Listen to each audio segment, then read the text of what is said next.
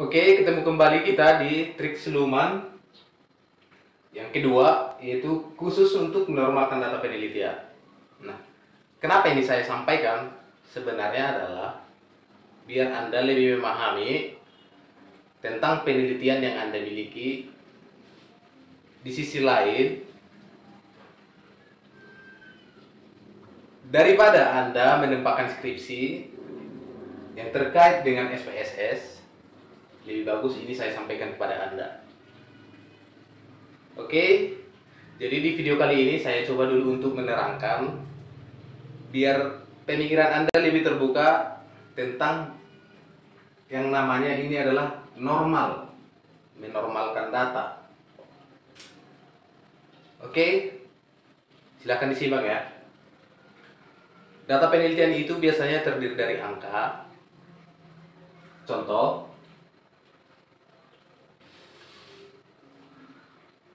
ini variabel X, ini variabel Y. Biasanya itu adalah angka-angka.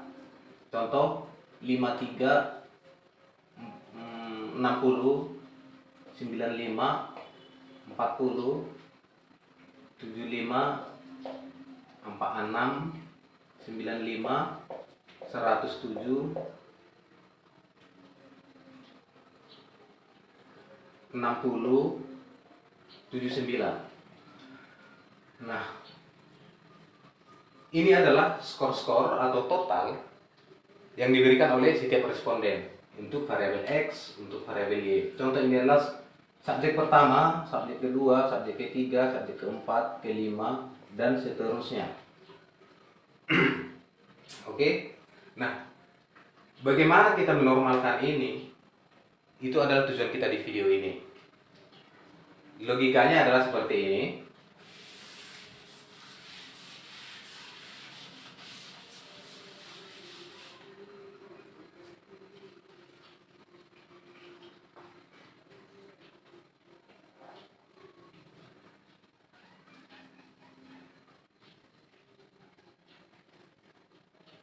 Logikanya kira-kira seperti ini.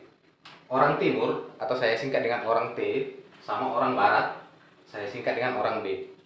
Nah, logikanya seperti ini. Jika tinggi badan orang timur tingginya adalah 199 cm, normal tidak? Karena pada umumnya tinggi orang barat, orang timur itu adalah di kisaran 180 udah tinggi, 180 itu udah tinggi untuk orang timur. 180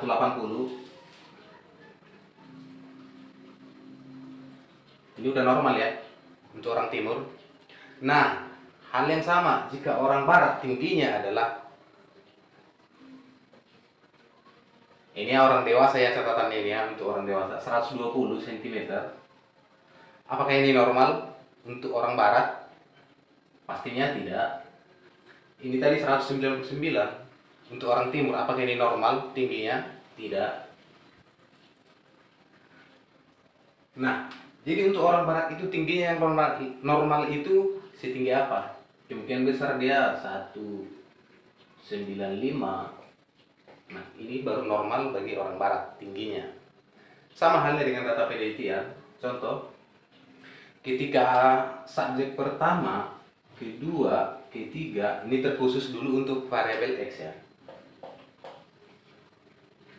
Terkhusus untuk variabel X, jika yang pertama itu skor totalnya itu adalah 100,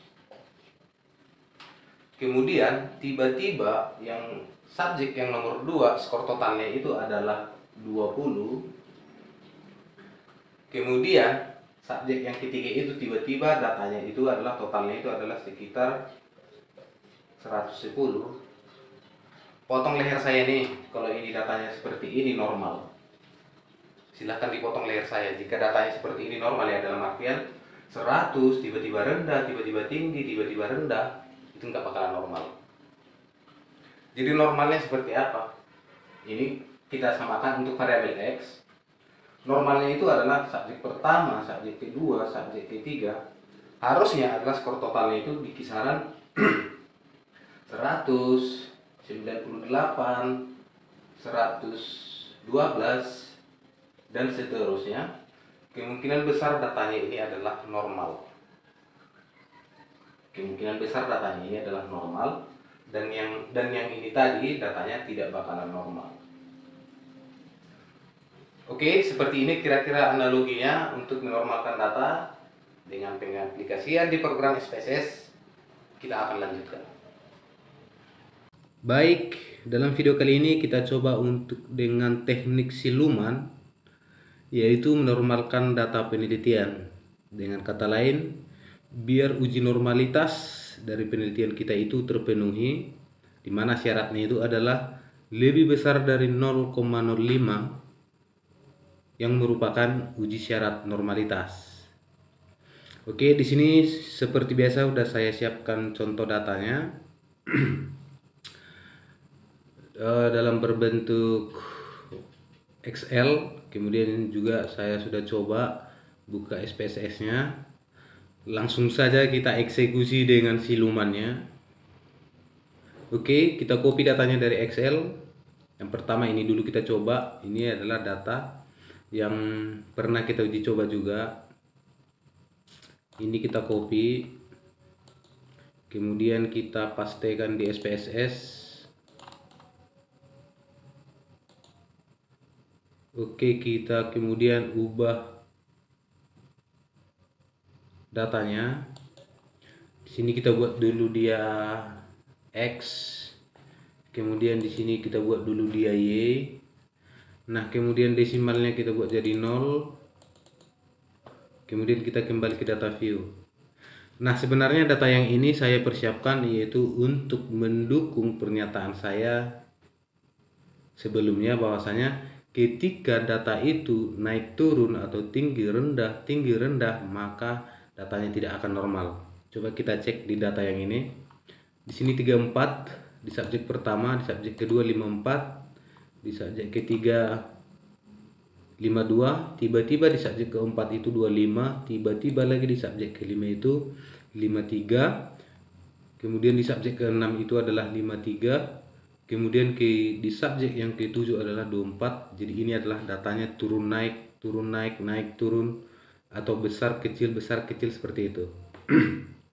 Sama halnya dengan untuk Y. Coba kita lihat, kita cek 70, 47, 74. Kemudian yang ini dia 89, 43, 71, 37, 70. Jauh ya. Kemudian ini 90, 32, 70. Nah, seperti yang saya katakan tadi, jika datanya seperti ini maka mudah-mudahan ini tidak akan normal. Dan bisa saya lagi ulangi, data yang kayak gini berani saya jamin potong leher jika datanya normal. Ini belum kita uji coba. Ayo silakan kita uji coba.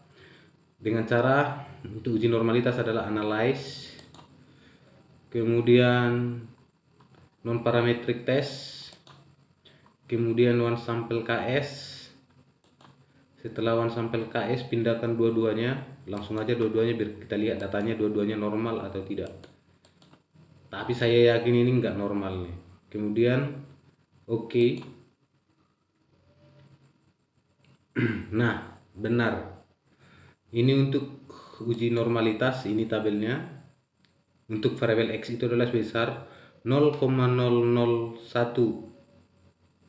Dan untuk variabel Y itu adalah 0,000.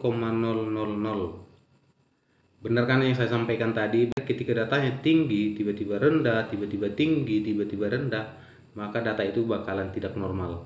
Inilah buktinya. Jadi untuk X itu tidak memenuhi uji syarat normalitas, yaitu lebih besar dari 0,05, di mana hasilnya di sini adalah 0,001, dan lebih kecil ini dari syarat yang sudah ditentukan. Hal yang sama juga dengan untuk variabel Y. Oke, kita close ini. Ini biar aja. Kemudian kita buka Excel-nya. Nah, inilah datanya akan kita coba untuk uji normalitas. Ini kita copy. Sebenarnya ini data yang sudah saya siapkan. Kemudian kita pastikan di program SPSS. Langsung saja di sini nggak masalah. Paste. Oke, ini dia datanya. Coba kita periksa ya, apakah datanya seperti yang tadi? Kayaknya enggak nih. 87, 74, 79, 94, 97, tiba-tiba memang dia ada 40. Kemudian 86, 72, 86, 91, 54, 84, 79, 98, 95. Nah, ini perubahannya enggak langsung drastis, tinggi, kecil, enggak seperti itu. Walaupun ada penurunan, itu memang hal yang wajar. Oke, bisa kita lihat ini ya. 85, 93, 44, 93, 54, 84, 78, 98, 95, 94. Nah, ini kan masih didominasi dengan angka yang rata-rata. Oke, jadi ini langsung kita analisis.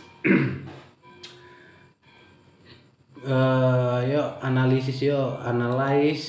Caranya untuk uji normalitas itu adalah analyze, kemudian non parametric test, kemudian pilih yang one sample KS, kemudian klik, kemudian ini sudah langsung pindah dua-duanya. Ini awalnya tadi di sebelah sini, kemudian ini kita pindahkan, kemudian langsung kita oke kan saja. Kita lihat berapa normalitasnya.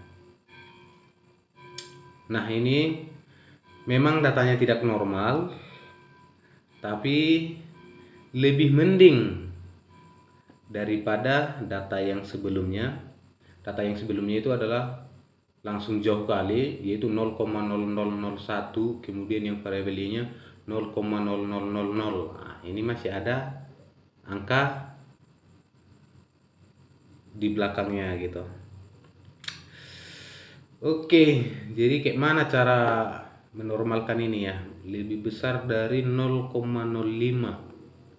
Ini variabel X ini masih belum normal, dimana untuk normal itu adalah 0, di atas 0,05. Ini masih lebih kecil. Untuk Y juga masih lebih kecil dari 0,05. Nah, tugas kita di sini adalah untuk mengubah ini atau mensiasati ini dengan siluman biar normal gitu. Oke. Sekalian kita buktikan pernyataan saya yang di sebelumnya, ketika data itu jauh perbedaannya antara tinggi tiba-tiba rendah, itu bakalan tidak normal. Ini juga masih belum normal. Jadi tugas kita adalah untuk menormalkan ini, yaitu dengan caranya kita kembali ke variable view. Ini variable view. Ini data X dan ini data Y. Ini dulu kita coba paling awal, ini nomor 6. Ini dari 97 kemudian 40 tiba-tiba naik jadi 86. Ini perubahan yang drastis nih. Ini enggak cocok, ini 40 ini harus kita coba naikkan ini jadi 54. Coba analyze non parametric test, one sample KS, kemudian oke. Lihat perubahannya yuk. Di mana dia berubah? Oke, naik dari 0,035 menjadi 0,038, naik sebesar 0,003 poin. Yuk, naik. Jadi nggak usah dulu kita ganggu. Ini sudah makin naik. Kemudian nomor berapa lagi ya? Nomor, kita lihat-lihat dulu.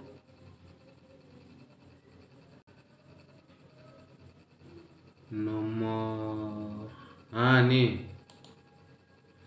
nomor 45 dari 85 kemudian 46 kemudian 89, itu terlalu jauh itu jaraknya.